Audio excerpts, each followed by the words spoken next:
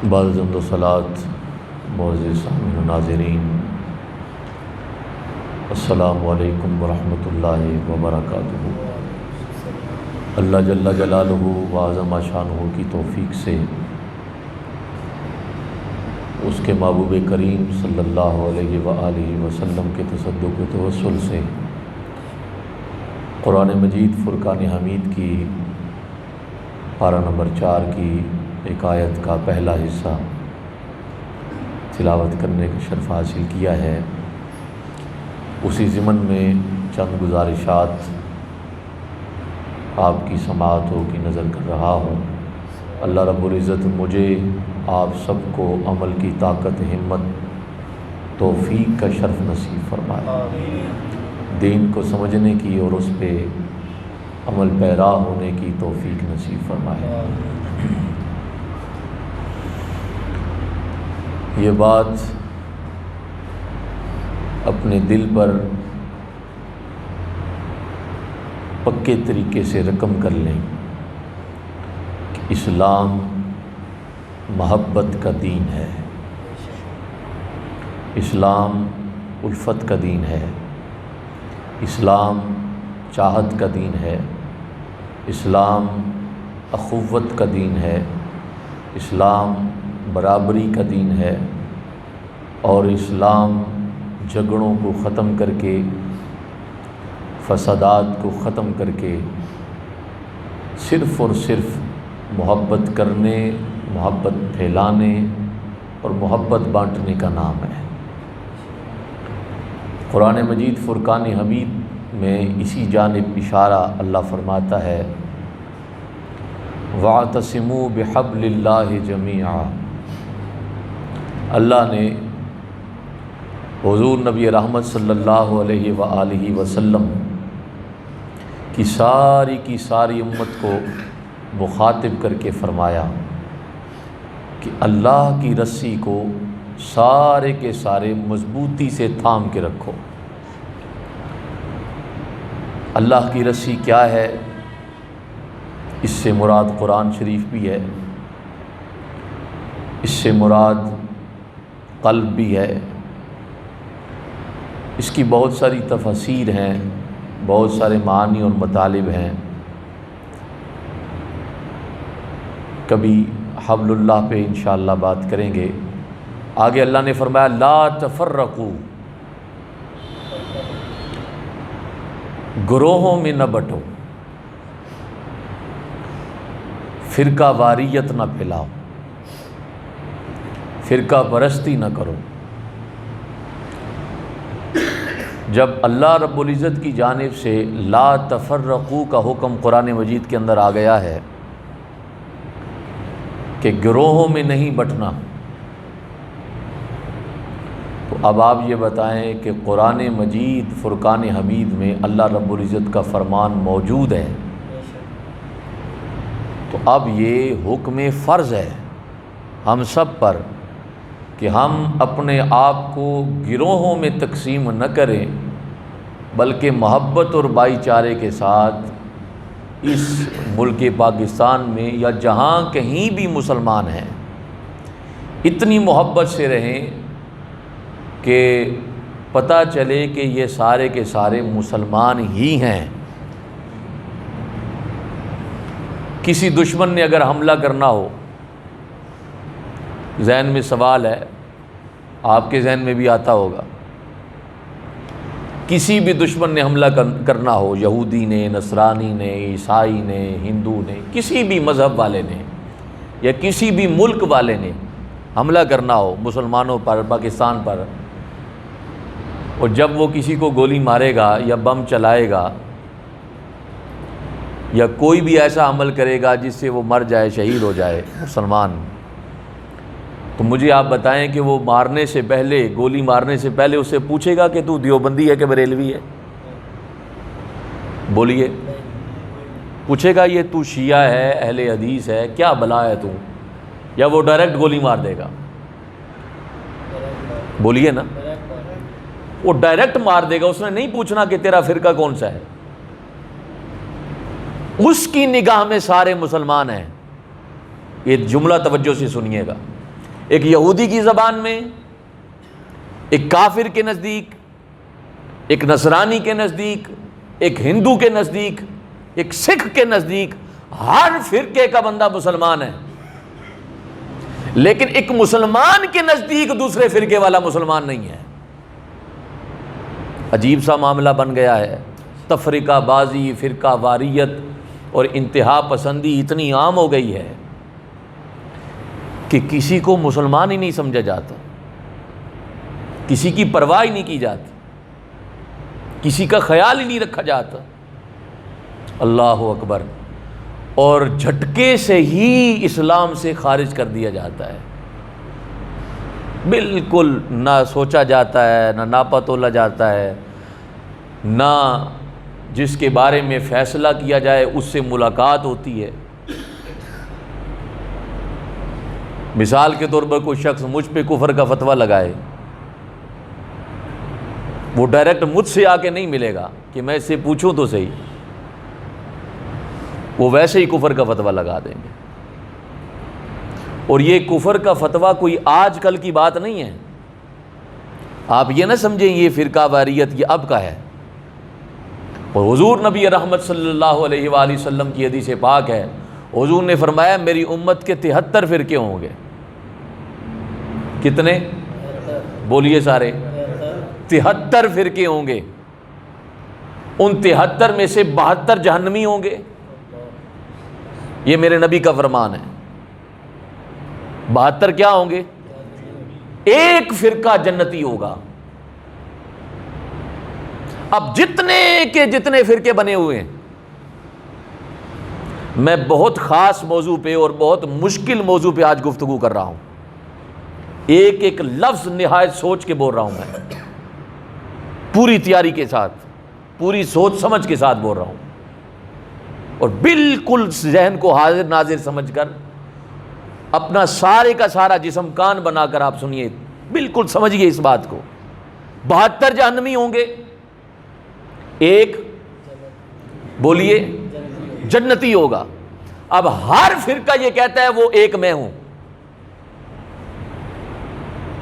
میں کہتا ہوں وہ میں ہوں، فلاں فرقے والا کہتا ہے وہ میں ہوں، ایک اور فرقے والا کہتا ہے وہ میں ہوں۔ آپ کو پتہ ہے میں اللہ کا لاکھ لاکھ شکر ہے، مجھے یہاں 10-11 سال ہو گئے، کبھی میں نے فرقہ واریت نہیں کی، اللہ کا لاکھ لاکھ شکر ہے۔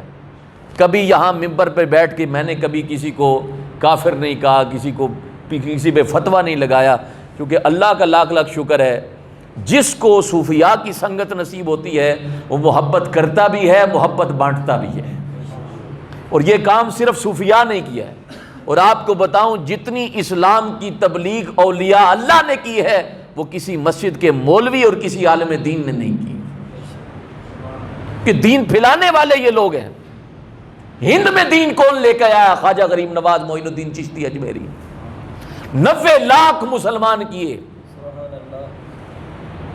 اور ایسے لمحوں میں کر دیے۔ یہاں حضرت علی حجویری آئے، حضرت لال شہباز قلندر آئے، بڑے بڑے شیوخ آئے، دین کی اسلام کی تبلیغ کی انہوں نے۔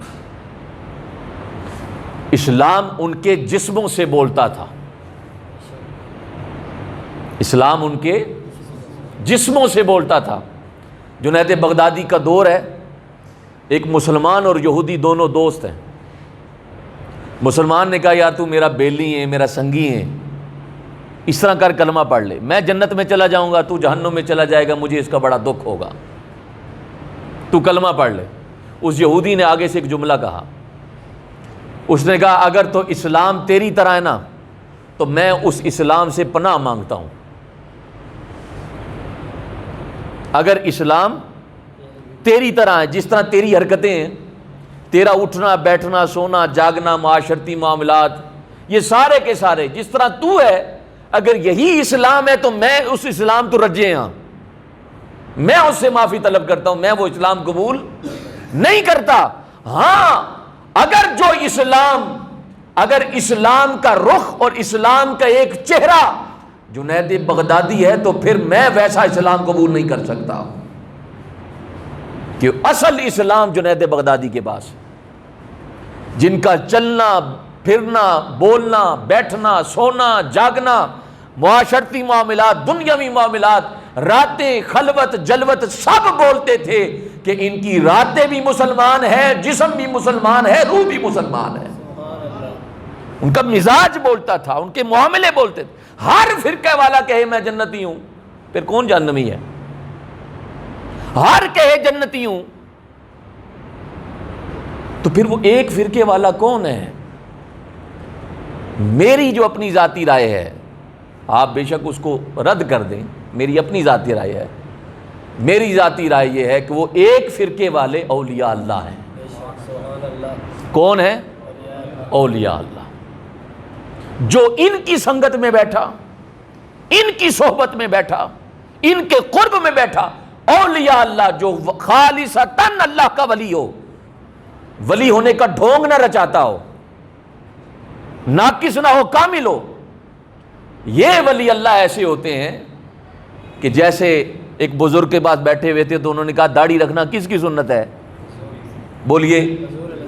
سر پہ ٹوپی پہننا، امامہ شریف رکھنا، کپڑے پہننا، کھلے کپڑے پہننا، 5 ٹکنوں کے اوپر کرنا، زلفیں رکھنا، راتوں کو جاگنا، یہ کس کی سنت ہے؟ حضور کی سنت ہے۔ انہوں نے کہا یہ ساری حضور کی سنتیں ہیں، پلیٹ صاف کرنا، مسواک کرنا، یہ ساری حضور کی سنتیں، تو پیٹ پہ پتھر کس نے باندھنے ہیں؟ یہ بھی تو حضور کی سنت ہے نا، پیٹ پہ پتھر باندھنا۔ تو پیٹ پہ پتھر میں نے تو کبھی نہیں باندھے، آپ نے باندھے ہیں کبھی پتھر؟ بولیے۔ کبھی بھوکے رہے ہو 1 مہینے تک، آپ کے گھر میں آگ نہ جلی ہو، کبھی ایسے ہوا ہے؟ حضور کے گھر ہوا ہے، 1 مہینے تک اماں عائشہ فرماتی آگ نہیں جلی۔ یہ جو حضور کی سنت ہے، 1 مہینے تک بھوکا رہنا، پیٹ پہ پتھر باندھنا، پوری رات اللہ رب العزت کی ذکر میں، عبادت میں، ریاضت میں کھڑے رہنا، یہ میں نے پورا نہیں کیا، یہ علی حجویری نے پورا کیا ہے، یہ فضل شاہ کلیامی نے پورا کیا ہے، یہ بری امام نے پورا کیا۔ وہ ایک فرقہ، وہ ایک گروہ، وہ ایک جماعت اولیاء اللہ کی جماعت ہوگی، یا ان کی صحبت میں بیٹھنے والے۔ کیوں ہوگی؟ کیونکہ ان کے دل کے اندر کسی بھی قسم کی انتہا پسندی نہیں ہوگی، تفرقہ بازی نہیں ہوگی، فرقہ واریت نہیں ہوگی، نفرت نہیں ہوگی، بغض نہیں ہوگا، اناد نہیں ہوگا۔ آئے ہائے، خواجہ غریب نواز کا دربار ہے، میں نے شاید آپ کو پہلے بھی بات سنائی ہو۔ کوئی شخص آیا ہندو، اس نے آگے اپنے حساب سے جو بھی کرنا تھا وہ کیا، پھر سکھ آیا، اس نے اپنے حساب سے جو کرنا تھا وہ کیا۔ وہاں مسلمان بیٹھا ہوا تھا، اس نے کہا کہ تم ادھر کیا لینے آ گئے ہو؟ یہ تو معین الدین ہے، اوپر سے ہمارے نبی کی اولاد ہیں، سید زادے ہیں، مسلمان ہیں، تو ہندو ہے، تو سکھ ہے، تو یہاں کیا لینے کے لیے آ گئے؟ اس نے کہا تم معین الدین کو سمجھے نہیں ہو، معین الدین کی در کی چوکھٹ پہ مسلمان نواز نہیں، غریب نواز لکھا ہوا ہے۔ ہندو بھی آتے تھے، سکھ بھی آتے تھے، عیسائی بھی آتے تھے، یہودی بھی آتے تھے، وہ سارے آ کے پاس بیٹھتے تھے، آ کے بیٹھ تو جاتے تھے لیکن کلمہ پڑھ کے مسلمان ہو کے جاتے تھے۔ محبت سے لوگوں نے تبلیغ کی، چاہت سے لوگوں نے تبلیغ کی، اور اللہ نے کیا کہا؟ لا تفرقوا، نفرت نہیں پھیلانی، فرقہ واریت، محبت، اپنے مزاج کے اندر محبت پیدا کریں، فیصلہ کسی کا نہ کریں۔ کیا چیز؟ تو دائرہ اسلام، تو خارج ہیں، تو گستاخ ہیں، تو فلاں ہیں، تو فلاں ہیں۔ اور آپ کو میں بتاؤں، ہم کسی کے بارے میں اتنا فیصلہ بھی نہیں کر سکتے تو جہنمی ہے، تو گنہگار ہے، یہ اختیار بھی میرے پاس نہیں ہے، یہ اختیار بھی آپ کے پاس چہ جائے کہ ہم کسی کو کافر کہہ دیں، دائرہ اسلام سے خارج کر دیں، مرتد بنا دیں اسے۔ محبتیں بانٹنے کا وقت ہے، محبتیں تقسیم کریں۔ اور آپ اندازہ کیجئے، اللہ اکبر، حضرت اسامہ بن زید رضی اللہ تعالیٰ عنہ، یہ مشکوٰۃ شریف کی حدیث پاک ہے اور بخاری اور مسلم میں بھی موجود ہے۔ وہ فرماتے ہیں کہ ہمیں حضور نبی رحمت صلی اللہ علیہ وسلم نے جوہینہ کے مقام پہ بھیجا، بڑی توجہ طلب حدیث پاک، جوہینہ کے مقام پہ بھیجا، وہاں ہم جہاد کرنے کے لیے چلے گئے۔ جب ہم وہاں پہ پہنچے تو ایک بندے پہ میں حاوی ہو گیا۔ جب میں اس پہ حاوی ہو گیا، اس کو میں قتل کرنے لگا تو اس نے کلمہ پڑھ لیا۔ کون سا کلمہ پڑھا بولیے؟ لا الہ الا اللہ محمد الرسول اللہ صلی اللہ علیہ وآلہ وسلم، کلمہ پڑھ لیا اس نے۔ کلمہ پڑھ لیا مطلب اسلام میں داخل ہو۔ وہ کہتے ہیں میں نے پھر بھی اس کو مار دیا، میں نے اسے، یہ میں حدیث کے الفاظ پڑھ رہا ہوں، میں نے اسے قتل کر دیا۔ قتل کر کے میں حضور کی بارگاہ میں آیا اور میں نے آ کے سارے کا سارا ماجرا پیش کیا، یا رسول اللہ یہ معاملہ ہوا، میں اس کو قتل کرنے حاوی ہو گیا اس پہ، اب اس کو پتا تھا اس نے مجھے مار دینا ہے، اس نے کلمہ پڑھ لیا۔ تو حضور نے فرمایا تو اسے کیوں مارے ہے؟ کیوں مارا اسے؟ اب اس کافر نے نمازیں نہیں پڑھی تھی، کلمہ جب پڑھ لیا اس کے بعد کوئی نماز نہیں پڑھی، نہ زکوٰۃ دی، نہ حج کیا، نہ زنا سے بچے، کوئی عمل نہیں کیا۔ حضور نے فرمایا کیوں مارا اسے جبکہ اس نے کلمہ پڑھ لیا تھا؟ حضرت اسامہ بن زید فرماتے ہیں یا رسول اللہ میں اسا اس واسطے مارا کہ اس ڈر کے کلمہ پڑھے ہے، میرے سامنے جان بوجھ کے جان بچان واسطے کلمہ پڑھیا، ٹڈوں کلمہ نہیں پڑھیا، دل سے کلمہ نہیں پڑھا۔ اب حضور کا فرمان سنیے، اللہ اکبر۔ حضور نبی رحمت صلی اللہ علیہ وآلہ وسلم نے ارشاد فرمایا اسامہ بن زید تو نے دل پھاڑ کر دیکھا تھا کہ دل سے پڑھا ہے کہ نہیں؟ دل پھاڑا تھا اس کا، دل چیر کر دیکھا تھا کہ ڈرا ہوا ہے، سہما ہوا ہے، جان بچانے کے لیے پڑھا ہے؟ کیوں پڑھا یہ کلمہ؟ تو نے دل پھاڑا تھا اس کا؟ یا رسول اللہ نہیں۔ فرمایا وہ قیامت والے دن مسلمانوں کی صف میں شامل ہو کر اللہ کی بارگاہ میں پیش ہوگا۔ اب آپ اندازہ کیجئے نا کتنا محبت کا دین ہے میرے پاک نبی کا، میرے خدا کا کتنی محبت کا دین ہے۔ حضرت مجدد الف ثانی بہت بڑے بزرگ بابا جی، اللہ اکبر، دین اکبری کے خلاف جہاد کرنے والے۔ آپ کے پاس ایک مرید آیا، اس نے کہا مجھے نصیحت فرمائیے، مجھے کیا کیجئے؟ نصیحت فرمائیے۔ حضرت مجدد الف ثانی نے فرمایا نصیحت ایک ہی ہے، کبھی خدا نہ بننا اور مصطفیٰ بھی نہ بننا، نہ کبھی خدا بننا نہ کبھی مصطفیٰ بننا۔ انہوں نے کہا میں تو بابا سمجھنا رہے ہیں بادشاہ ہو تو کس کی مجال ہے کہ کوئی خدا بنے؟ کس کی مجال ہے کوئی مصطفیٰ بنے؟ فرمایا نہ بننے پہ آئے تو لوگ نہیں بنتے، بننے پہ آئے تو لوگ خدا بھی بنے بیٹھے ہیں، مصطفیٰ بھی بنے بیٹھے ہیں۔ کیا معاملہ ہے؟ کون خدا بنتا ہے، کون مصطفیٰ بنتا ہے؟ فرمایا یہ صرف خدا کا حق ہے، کسی کو جنت میں ڈالے اور کسی کو جہنم میں ڈالے۔ کوئی اس کا کلمہ پڑھ کے مسلمان ہو جائے اور اس کا کلمہ نہ پڑھ کے کافر ہو جائے، اور کفر کا اطلاق یہ میرے رب کا اختیار ہے، تو نہ فیصلے کرتے پر نہ جیسے رب کا فیصلہ ہے، اور تو ایسی بات نہ کرنا کہ تیری بات اٹل ہو، تو اپنے آپ میں خدا نہ بن بیٹھنا کہ تو اپنے آپ کو یہ سمجھ لے کہ انما امرہ اذا اراد شیئا ان یقول لہ کن فیکون، میں جو بھی آخنا وہ سچ ہے، میں جو بھی چاہنا وہ ہو جانا چاہیے، میں جو آنکھیں اس پہ عمل ہونا چاہیے۔ یہ صرف خدا کی شان ہے۔ کس کی شان ہے؟ صرف اللہ کی شان ہے۔ وہ جو چاہے کر سکتا ہے، وہ جب چاہے کر سکتا ہے، جسے چاہے عزت دے، جسے چاہے ذلت دے، جسے چاہے غربت دے، جسے چاہے امیری دے، جسے چاہے بادشاہت دے اور جسے چاہے فقیر بنا دے۔ یہ اختیار صرف اس کے پاس ہے۔ خدا نہ بنتے پھرنا، اور پھر مصطفیٰ بھی نہ بننا۔ کہا مصطفیٰ کیسے بنوں گا؟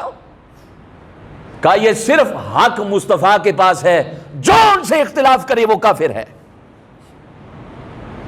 جو مصطفیٰ سے اختلاف کرے وہ کافر ہے. تجھ سے بے شک لوگ اختلاف کرتے رہے, تینوں کسی کھاتے جی نہ سمجھنا. تو یہ نہ سمجھ بیٹھنا نا میں مسجد کا ملا ہوں یا میں پیر ہوں یا میں بہت بڑے میرے فالورز ہیں, میری بات نہ مانی گی تو میں دائرہ اسلام سے خارج کر دوں گا, میں گستاخ رسول بنا دوں گا, میں یہ کر دوں گا, میں وہ کر دوں گا. یہ شان صرف محمد مصطفیٰ کی ہے. نہ خدا بننا نہ مصطفیٰ بننا. کیا کرنا؟ خواجہ نظام الدین اولیاء کی طرح بننا. کیا؟ ان سے کسی نے پوچھا حضرت آپ کا یہ فرمان ہے ہر بندے کو اپنے آپ سے افضل جانو, ہر مسلمان کو اپنے آپ سے افضل جانو. میں کیسے افضل جانوں؟ کوئی قاری ہے, کوئی عالم دین ہے, کوئی شیخ الحدیث ہے, کوئی کون ہے, کوئی کون ہے؟ کسی سے میں افضل ہوں, کوئی مجھ سے افضل ہے؟ میں ہر کسی کو افضل کیسے جان سکتا ہوں؟ طریقہ مجھے بتا دیں. سبحان اللہ. بابوں نے محمد مصطفیٰ کی محبت کا مزاج لیا ہوا ہوتا ہے. آپ نے ارشاد فرمایا اگر کوئی تجھ سے چھوٹا ہے نا, کیا ہے؟ عمر میں چھوٹا ہے, عمر میں چھوٹا ہے, تو ذہن میں یہ خیال کر ربا سونے عمر ہی چھوٹا ہے تے گناہ بھی تے گھٹ ہی ہون گے نا, اس نے میرے نالو چنگا ہے, میری عمر وڈی ہے, میرے گناہ بھی زیادہ. اگر کوئی تجھ سے بڑا ہے تو یہ گمان کر ربا سونے میرے کو عمر وچ وڈا ہے, میں تے ہلے نکا ہاں, میری عمر بھی نکی ہے, اس نے داڑھی چٹی ہوگی, میرے کو وڈا ہے تے اس نے نیکیاں بھی تے زیادہ ہون گیاں نا, اس لحاظ نالے وڈا میرے کو افضل ہے. مجھے آپ بتائیں یہ مزاج کسی اور بندے کا ہے؟ یہ اولیاء اللہ کا مزاج ہے. یہ کس کا مزاج ہے؟ اولیاء اللہ. بایزید بستامی گلی سے گزر رہے ہیں, گلی سے گزر رہے ہیں, کتا آ رہا ہے سامنے. کتا نجس ہوتا ہے, ہم نے کسی کو گالی دینی ہو تو ہم اوئے کتے کہہ کے بلاتے ہیں. کتا جا رہا ہے گلی سے اور آپ گلی کے نکر میں چلتے جا رہے ہیں, تو کسی نے کہا پوری گلی, پوری نہیں پوری گلی جناب کھلی پئی ہے, تو تساں گلی نے نکر تے پہ ٹرنے ہو, یہ کڑی گل ہو گئی؟ فرمایا کتا بچارا زخمی ہے, پتہ نہیں کیا ہے, آہستہ آہستہ ٹر رہا ہے, کدھر میری وجہ تو دبک نہ جائے, خوف نہ اس نے دل چاہ جائے کہ میں نے وٹا تو نہیں مارن لگا, میں اس لیے اس سے سائڈ سائڈ پہ ہو کے چل رہا ہوں. کچھ بھی ہے بھی تو ہے تو میرے اللہ کی بنائی ہوئی مخلوق ہے نا. یہ مزاج اولیاء اللہ کا ہے. یہ مزاج کس کا ہے؟ اولیاء اللہ کا. اور آپ کو یہ بات بتاؤں, مسجد میں بیٹھ کر اگر آپ تاریخ پڑھیں, اگر آپ کتابیں پڑھیں, تو آپ حیران رہ جائیں کہ انہی اولیاء اللہ پر کفر کے فتوے لگے کہ یہ کافر ہیں.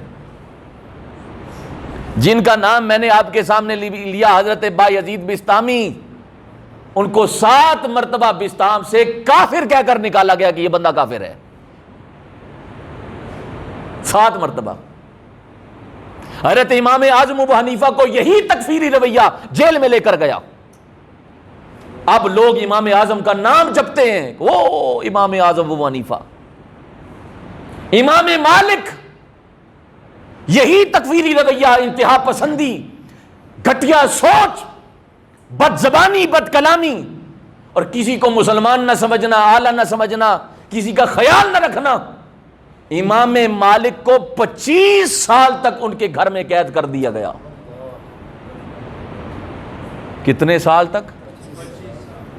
مسجد میں جمعہ نہیں پڑھنے دیتے تھے, ہندو نہیں مسلمان.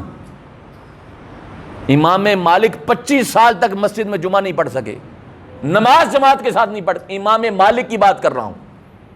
وہ امام مالک جو مسجد نبوی میں حدیث پڑھاتے تھے تو کالا کالا رسول اللہ نہیں فرماتے تھے کہ فرمایا میرے پاک نبی نے, فرمایا میرے پاک نبی نے. وہ کہتے کالا ھذا رسول اللہ صلی اللہ علیہ وسلم, حضور کی طرف اشارہ کر کے کہتے اس پاک نبی نے فرمایا. تو علماء فرماتے لگتا ایسے تھا امام مالک زہرا کے بابا کے والضحیٰ کے مکھڑے کی زیارت کر کے کہتے تھے اس پاک نبی نے فرمایا ہے. اس امام مالک کو 25 سال کے لیے قید کیا گیا. امام شافعی کو مارا گیا, امام احمد بن حنبل کو کوڑے مارے گئے. کافروں نے نہیں مارے, یہ دھیان میں رکھنا. ایک ہندو کو میں سن رہا تھا, ہندو کون تھا؟ ہندو. وہ ہندو کہتا ہے بھگوان کی بڑی کرپا ہے, کہ ساڈے وچوں کسی بندے حسین نہیں ماریا، مسلمانہ آپ ماریا ہے۔ بات سمجھے آپ میں کیا کہہ رہا ہوں؟ ساڈے وچوں کسی بندے حسین کوئی نہیں ماریا، یہ مسلمانہ آپ ماریا ہے۔ ہم اس گناہ میں شریک نہیں ہیں، کم از کم مسلمانوں تواڈے تے بھی توف ہے۔ اس نے کہا مسلمانوں تواڈے تے بھی توف ہے کہ تم نے اپنے نبی کے نواسے کو ہی شہید کر دیا۔ اتنی انتہا پسندی۔ یہ پاس ہیں آپ کے بابا جی کلیامی، یہ جو بزرگ ہیں جو یہاں پرانے رہتے ہیں، جن کے باپ دادا بھی یہاں رہتے ہیں، ان سے پوچھئے نا کہ بابا جی کلیامی کو کس کس نے کافر نہیں کہا۔ یہ تک کہا گیا اس نے جنازہ نہ پڑھے، جڑا جنازہ پڑھ سی نکاح ٹوٹ جاسی۔ پھر بابا جی کلیامی نے بھی کیا، میرا جنازہ او پڑھا سی، دنیا ٹوٹ پیسی میرے جنازہ پڑھن ہستے، ایسا بندہ آ کے جنازہ پڑھ سی۔ پھر میرے علی آئے گولڑے سے اور بابا جی کلیامی کا جنازہ پڑھایا۔ ولی ولی کو جانتا ہے نا، اور چور چور کو پہچانتا ہے۔ بات سمجھ رہے ہیں آپ؟ یہ مزاج ہے۔ داتا صاحب لاہور آئے، مولوی سارے پیچھے پہ گئے، مسجد بنائیے جی، کعبہ ڈنگا ہے، کعبہ ڈنگا ہے، کعبہ ڈنگا ہے۔ تو داتا صاحب آ کے ڈنگا تے ہے، آؤ تو صحیح نا یار، دوروں ہی نعرے ماری جانے ہو کعبہ ڈنگا ہے، کعبہ ڈنگا ہے، آؤ تو صحیح۔ نماز پڑھی، علی حجویری نے اللہ اکبر کہا، لوگ لاہور میں نہیں مکہ المکرمہ میں نماز پڑھ رہے تھے۔ مجھے بتائیں نا کتنے رہ گئے پھر مولوی؟ بابا آگے نکل گیا کہ نہیں؟ یہ تکفیری رویہ اس نے۔ سمنون محب کو کافر کہا گیا، ذنون مصری کو کافر کہا گیا، بڑے جلیل القدر ولی۔ حضرت خواجہ ابو الحسن شاذلی اتنے جلیل القدر بزرگ ہیں، ان کو ان کے شہر سے پتھر مار کے نکالا گیا کہ یہ بندہ مسلمان نہیں ہے۔ اب ان کی کتابوں کے حوالے پیش کیے جاتے ہیں۔ بابا ہر مسلک، ہر طبقے کا بندہ ان کی کتابوں کے حوالے پیش کرتا ہے۔ حضرت خواجہ ابو الحسن شاذلی کو ان کے شہر سے نکالا گیا۔ جب نکال دیا گیا تو آپ مصر تشریف لے گئے، وہاں پہنچا، لوگوں نے وہاں پتھر مارے، مصر ہی نہیں رہنے دیتا۔ مصر سے پلٹ کر پھر اپنے شہر میں واپس آئے، وہاں نہیں رہنے دیا۔ پھر آپ ساری زندگی سمندر میں جہاز میں رہے، اور پھر وہاں سمندر میں رہ کر حزب البحر ایک کتاب لکھی، جس کتاب کا وظیفہ بڑے بڑے اولیاء اللہ اب بھی کرتے ہیں اور پرانے کرتے رہے۔ حزب البحر یہ کتاب ہے، وہ انہوں نے دریا میں بیٹھ کر لکھی۔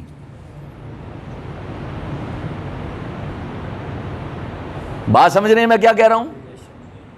لیکن میں خدا کی قسم، اللہ کی عزت کی قسم ہے، جتنا میرا ناقص اور بہت ہی زیادہ ناقص علم ہے، یا جتنا میں بزرگوں کے پاس بیٹھا ہوں جن سے میں نے سیکھا ہے، میں نے آج تک کسی ولی کی زبان سے یہ نہیں سمجھا اور یہ نہیں جانا اور یہ نہیں سنا کہ فلاں کافر ہے، فلاں کافر ہے، فلاں کافر ہے۔ جب بھی سنا مسجد کے مولوی کی زبان سے ہی سنا۔ وہ بھی نہیں مسلمان، وہ بھی نہیں مسلمان، وہ بھی دار اسلام سے خارج ہے، وہ بھی دار اسلام، وہ کافر ہو گیا، وہ فلانا ہو گیا، وہ ٹماکا ہو گیا۔ لیکن ولی نے کبھی کسی کو کافر، وہ کافر بناتے نہیں تھے۔ یہاں مسلمانوں کا کیا کام ہے؟ وہ کافر بناتے ہیں، مسلمان نہیں بناتے۔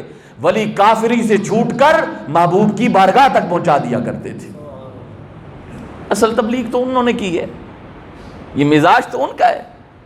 میں آپ کو مثالیں دیتا پھروں، بہت ساری مثالیں آپ کو دے۔ منصور حلاج کو کافر کہا گیا،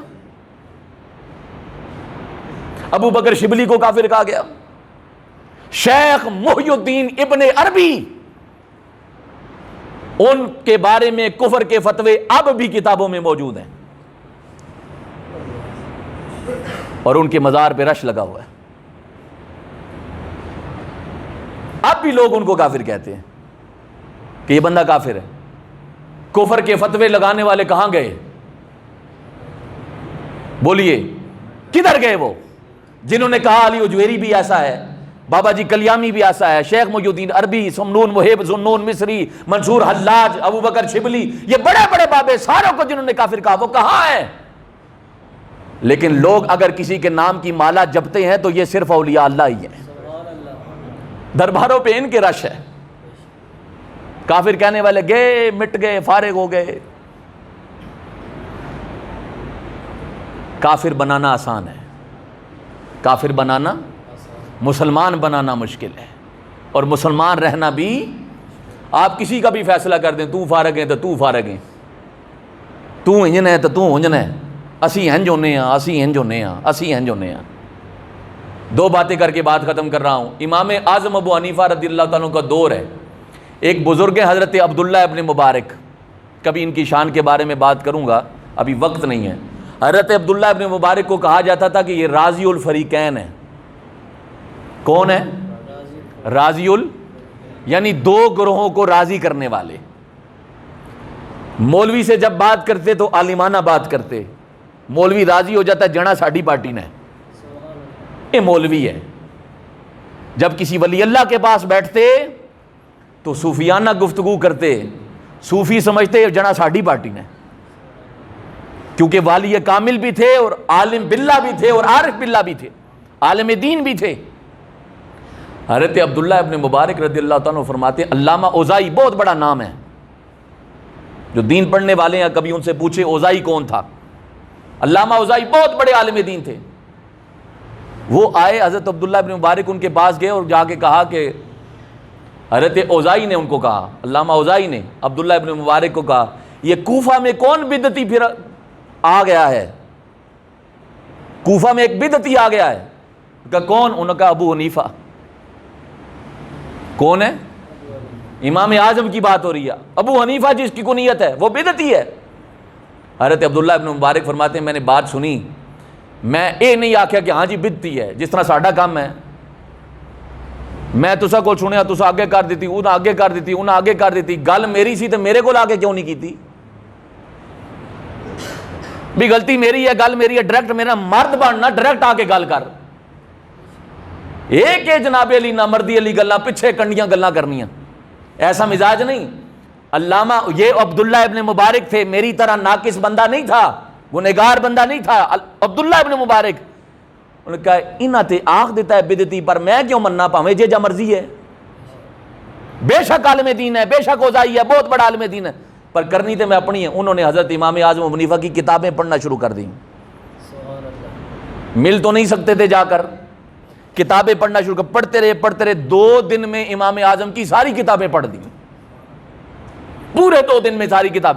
پھر ان کتابوں کے نوٹس بنائے، چھوٹی چھوٹی باتیں لکھی، خاص خاص باتیں نوٹس بنا کر ایک کتاب لے کر اس سے نام ہٹا دیا امام اعظم ابو حنیفہ کا کہ یہ امام اعظم کی لکھی ہوئی تحریر اور کتاب ہے، وہ علامہ اوزائی کو جا کر دے دی کہ حضرت ہے کتاب پڑھو، میری نظر سے گزری ہے، بڑی ڈاڈی کتاب ہے، تسی بھی عالم دین ہو، میں بھی دین دا طالب علم ہاں، اے ذرا کتاب پڑھو، مزہ نہ آوے تے پیسے واپس، جس اسی گلاں کرنے ہیں، فلانے ہوٹل روٹی کھاؤ جناب مزہ نہ آوے پیسے واپس، اینج کر دو مزہ نہ آوے پیسے واپس۔ انہوں نے کہا جی حضرت کتاب پڑھو، مزہ نہ آئے تو پیسے واپس۔ یہ میں مثال فی زمانہ دے رہا ہوں، انہوں نے یہ نہیں کہا تھا۔ علامہ اوزائی نے کتاب پڑھنا شروع کی، پڑھتے رہے، اتنا محو ہوئے کہ ہوش ہی نہیں رہی کہ پاس عبداللہ ابن مبارک بھی بیٹھا ہوا ہے، ہوش ہی نہیں رہی۔ اذان ہو گئی، ان کا حضرت اذان ہو گئی ہے، جا کے علامہ اوزائی نے نماز پڑھائی، جو نماز پڑھائی پلٹ کے واپس آ گئے، پھر کتاب پڑھی، پورے دن میں کتاب مکمل کر دی۔ جب کتاب مکمل ہو گئی تو علامہ اوزائی نے حضرت عبداللہ ابن مبارک سے کہا، عبداللہ ابن مبارک ایک کتاب کسی ولی نہیں بھی ہے تو ایک بہت بڑے عالم دین نہیں بھی ہے، کدی لبے نہ تو اس نے پیر ضرور دبائیں تو میرا سلام بھی عرض کریں۔ اب عبداللہ ابن مبارک نے کہا حضرت اوہی بدعتی ہے جساں تساں کل بدعتی آکھنے میں کتاب اس نہیں ہے۔ اب علامہ اوزائی خاموش ہو گئے، تو کل میں اور گل کی تھی، آج میں اور گل کر گیا۔ کچھ عرصہ گزرا، کہتے ہیں علامہ اوزائی کی اور امام اعظم ابو حنیفہ کی مکہ میں ملاقات ہوئی، بیت اللہ شریف میں۔ کہتے ہیں میں نے دیکھا کسی موضوع پر ان کی دین کے معاملے میں بحث چل رہی ہے، امام اعظم دلیلیں دے رہے ہیں، دیتے گئے۔ میں نے بعد میں علامہ اوزائی سے پوچھا مجھے بتائیں اب امام اعظم ابو حنیفہ کے بارے میں آپ کا کیا خیال ہے؟ آپ نے فرمایا کہ اس جیسا عالم دین میں نے روئے زمین پر کبھی نہیں دیکھا۔ اگر یہ بدعتی ہے تو پیچھے مسلمان کیڑا رہ گیا؟ غلطی تسلیم بھی کیا کرتے، تحقیق کی جائے۔ اور میرا آخری پیغام ہے آپ کے لیے، آپ سب ہوش میں بیٹھے ہیں، بولیے سارے، میرا آخری پیغام ہے، اور ہاتھ جوڑ کر میں سب سے عرض کر رہا ہوں، 2 حدیثیں میری نگاہ سے گزری ہیں، وہ 2 حدیثیں آپ کو سنانا چاہتا ہوں۔ سبحان اللہ۔ دونوں حدیثیں آپ کی بھلائی کے لیے، اپنی بھلائی کے لیے۔ حضور نبی رحمت صلی اللہ علیہ وآلہ وسلم نے ارشاد فرمایا، قیامت کے قرب میں معاملہ یہ ہوگا کہ بندہ صبح مومن ہوگا، شام کو کافر ہوگا، شام کو مومن ہوگا، صبح کافر ہوگا۔ ایمان کی یہ حالت ہوگی، صبح مومن، شام کو کافر، شام کو مومن، صبح کافر۔ کیسے ہوگا؟ دوسری حدیث سنانے لگا ہوں۔ حضور نبی رحمت صلی اللہ علیہ وآلہ وسلم نے ارشاد فرمایا، جب کوئی شخص کسی کو کافر کہے، کسی مسلمان کو کافر کہے، کسی کو بھی کافر کہے، مسلمان نہیں، کسی کو بھی کافر کہے، اور اگلا کافر نہ ہو، کافر نہ ہو، مرتد نہ ہو، زندیق نہ ہو، فاسق نہ ہو، فاجر نہ ہو، قادیانی نہ ہو، آپ نے اس کو کہہ دیا تو قادیانی ہے، تو مرتد ہے، تو زندیق ہے، تو کافر ہے، اگر وہ نہیں ہے تو کفر تمہاری طرف لوٹ آئے گا، تم کافر ہو جاؤ گے۔ بد زبانی کی وجہ سے لوگ اپنا ایمان کھو دیتے ہیں، کسی کو کافر کہہ کر، کسی کو قادیانی کہہ کر، کسی کو مرتد کہہ کر۔ اپنا ایمان بچائیے گا، یہ میں ہاتھ جوڑ رہا ہوں، کسی کی باتوں میں نہ آئیے، اپنے ایمان کو بچائیے۔ کسی کو کافر کہنے کا حق آپ کے پاس نہیں ہے، کوئی گارنٹی نہیں ہے آپ کے پاس۔ کون کافر ہے، کون مسلمان ہے، کلمہ پڑھ رہا ہے، آپ خاموش ہو جائیں، رب یا رب جانے، آپ کا اختیار نہیں ہے آپ کسی کو کافر کہیں۔ بہت ساری وجوہات میں سے، ایمان جاننے کی وجوہات میں سے ایک وجہ یہ بھی ہوگی کہ بندہ لوگوں کے ایمان کے بارے میں فیصلہ کرتا رہے گا۔ میں اگر خدا نخواستہ آپ میں سے کسی شخص کو کافر کہہ دوں اور آپ کافر نہیں ہیں، تو میں خود دائرہ اسلام سے خارج ہو چکا ہوں۔ پیچھے میرے کو کیا بچہ، میں پاویں دن رات کلمہ پڑھنا رہا، نہ میں نے توبہ کی، نہ اللہ سے معافی مانگی، ابھی تک تو میں ایمان میں ہی داخل نہیں ہوا۔ بات سمجھ گئے میں آپ کو کیا پیغام دینا چاہتا ہوں؟ کسی کا فیصلہ نہیں کرنا، کسی کی بات سننی ہے، کسی کے بارے میں بات سنیں، اس کے پاس چلے جائیں، پاپا تیرے بارے چاہے گل سنیا سنا بھی، تیرا کیا خیال ہے، گل سچی ہے کہ جھوٹی؟ اگر اتنا صاف ہوئے، اتنی ہمت ہوئے، اتنی مردانگی ہوئے تو آگے سے بندے سے جواب لے لیں، بات ختم۔ اگر نہیں ہے ہمت تو پھر زبان کو بند رکھیں، خاموش رہیں، اپنا ایمان بچائیں۔ جس طرح ساڈے پنجابی چاخنے اپنی کھاری نہ اوکا دیو، بات سمجھ رہے ہیں آپ؟ اللہ میری آپ سب کی اصلاح فرمائے، کل حضور کی امت کی اصلاح فرمائے، اور ہم سب کو اتفاق، اتحاد، محبت، یگانگت عطا فرمائے، اور کل مسلمانان عالم پر یہ جو زوال آیا ہوا ہے، اللہ ہم سب کو محبتوں سے مالا مال کر کے ہمیں قوت حیدری نصیب فرمائے۔ وما علیہ الا البلاغ المبین۔